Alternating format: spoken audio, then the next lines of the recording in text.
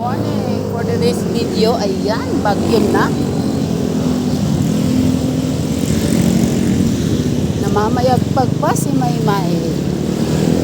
Natatapos lang nung isa. So, dalawa daw tong bagyo na magkasunod. So, medyo okay lang naman ang Manila. Ay, Muntinlupa pala ako. Ewan ko lang sa ibang lugar kung ano nang nangyayari. Siguro, bahana. Pero dito okay lang. So medyo maganda ang tulog dahil malamig. Pagod ako. Tumakbo ako para lang makahabol yung timer ng stoplight. So na-exercise na naman ang aking heart.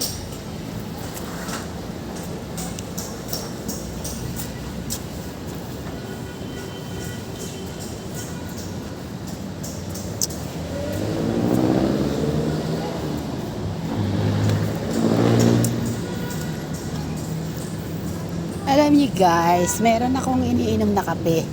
So, parang simpleng kopi ko, ganun. Pero nararamdaman ko na talagang nawawalan ako ng gana na kumain. Minsan puto lang sa umaga. Tapos kakain ako niyan mga alas 4 na ng hapon.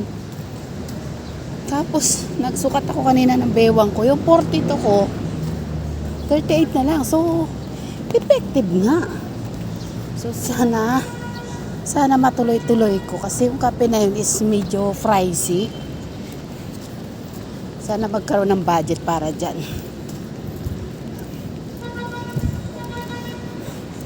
Ayun lang for today's video. Bye-bye na. Malapit na ako sa Axis Tower 1.